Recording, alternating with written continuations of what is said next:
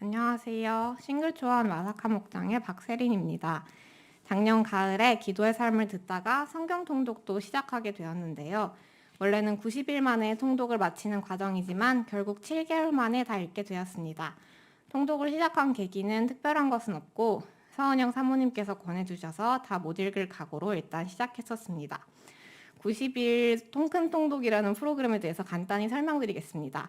먼저 성경을 연대기 순으로 재정리한 성경책을 구입하고요. 매일 약 1시간짜리 동영상이 있습니다. 동영상은 앞부분에 짧게 해설이 있고 뒷부분에서는 그날의 본문을 읽어줍니다. 그래서 들으면서 눈으로 읽을 수도 있고 상황에 따라 듣기만 할 수도 있습니다. 해설은 그날의 본문을 관통하는 주제에 대해서 이야기하고 그날 읽을 내용에 대해 시각적인 자료를 곁들여 설명해 주기도 합니다. 또 본문 중에서 예수님의 예표를 찾는 예수 전망대라는 코너가 있는데 저는 구약에 예수님의 예표가 이렇게 많은 줄 처음 알았습니다.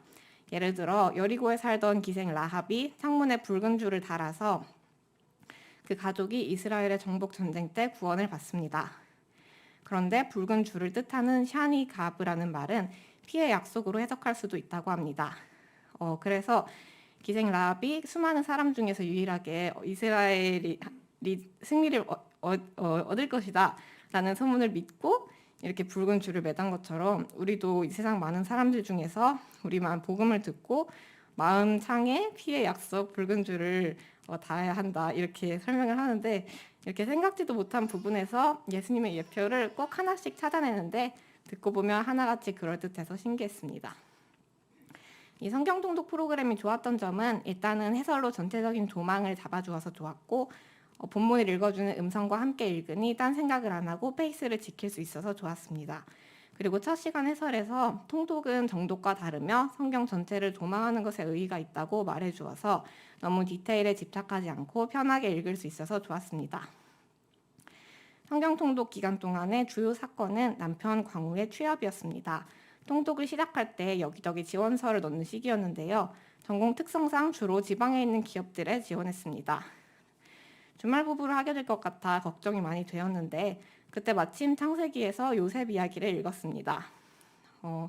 이집트 총리가 된 요셉이 형제들을 첩자로 몰며 첩자가 아님을 증명하려면 막내인 베냐민을 데려오라고 한 것을 다들 아실 것입니다.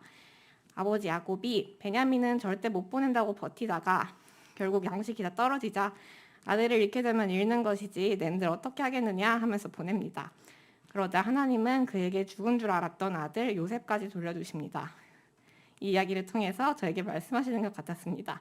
남편이 지방에 내려간다 해도 결국 돌려주실 거라고 말입니다. 결국 남편은 연말에 전주에 있는 전기안전공사라는 기업에 합격해서 가게 되었습니다. 합격하고도 갈지 말지 고민을 많이 했어서 안 가면 안 되냐고 기도했습니다. 그런데 성경 통독 동영상의 해설 부분에서 고난의 가치에 대해 설명하며 솔로몬은 고난이 없어서 망했다고 했습니다. 또 이날 본문은 아가서였는데 해설에서 설명하기를 둘만의 사랑에 취해서 방에서 나오지 않으려고 하는 술람미 여인을 왕이 밖으로 이끌어내고 결국 사역의 자리인 들판에서 다시 만난다고 했습니다. 아가서는 사랑시라고만 생각했는데 이런 스토리가 있는 줄은 처음 알았습니다. 썩 내키지는 않았지만 떨어져서 사역을 하라는 건가 싶기도 했습니다. 그래서 광우는 결국에 전주로 가기로 결정했고 그 즈음 이 자리에서 기도의 삶 소감 발표를 하며 기도를 받기도 했습니다. 저는 혼자 살아본 적이 없었고 외로움을 많이 타는 편이라 남편이 지방에 내려간 초기에는 역시 힘들었습니다. 어느 날 하나님께 기도하며 하소연하는데 다니엘서의 이야기를 생각나게 하셨습니다. 다니엘이 티그리스 강변에서 환상을 보고 그 뜻을 알게 해달라고 기도했는데 21일 동안 응답이 없어서 고행을 한 것을 모두 아실 것입니다. 그런데 천사가 와서 말하기를 다니엘이 처음 기도했을 때 그가 바로 출발했지만 페르시아의 대천사장과 싸우느라 21일간 응답이 없었던 것이라고 알려주었습니다. 하나님께서 이 이야기를 통해서 내 도움이 이미 시작되었다라고 말씀하시는 것 같았습니다. 그리고 결국 남편 광호는 약 3달 반 만에 삼성전자로 이직해서 다시 서울로 올라오게 되었습니다. 이전에 1부와 3부 예배에서 다 같이 기도해 주셔서 다시 간증을 통해 기도응답을 전해드리고 싶었는데 이렇게 기회를 갖게 되어서 감사합니다. 남편 광우가 직접 말씀드렸다면 더 좋았겠지만 아직 통독을 마치지 못해서 제가 대신하게 되었습니다. 이직을 금방 했다고만 하면은 능력이 좋아서 이직했구나라고 생각하실 수도 있는데요. 그렇지 않습니다. 일단 삼성전자에서 남편 전공의 박사를 채용하는지도 몰랐고 공고도 없었습니다. 이름은 밝히지 않겠지만 저희 사정을 아시는 교회분께서 소개를 해주셔서 연결된 것입니다. 그리고 면접을 볼 때 남편이 전기안전공사에서 배운 것들에 대해 이야기하니 면접관들이 매우 관심을 보였다고 해서 남편이 아마 자기가 전주에 안 갔더라면 면접에 합격하지 못했을 것 같다 이런 말도 했습니다. 또 이직과 이사의 타이밍까지도 하나님께서 정확히 맞춰주셨습니다. 이런 것들을 생각했을 때 저희는 하나님께서 하셨다고 고백할 수밖에 없습니다. 주변을 보면은 어려운 시기를 겪고 있을 때 성경 통독을 많이 시작하시는 것 같습니다. 저희는 어려운 시기는 예상하지 못하고 시작했다가 어려운 시기를 맞닥뜨렸는데요. 성경 통독 덕분에 잘 지나갔습니다.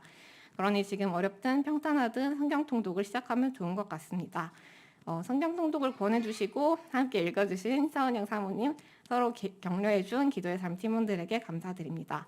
또 하나님을 찾기만 해도 기뻐하시고 좋은 선물을 많이 주시는 하나님을 찬양합니다. 제 간증을 들어주셔서 감사합니다.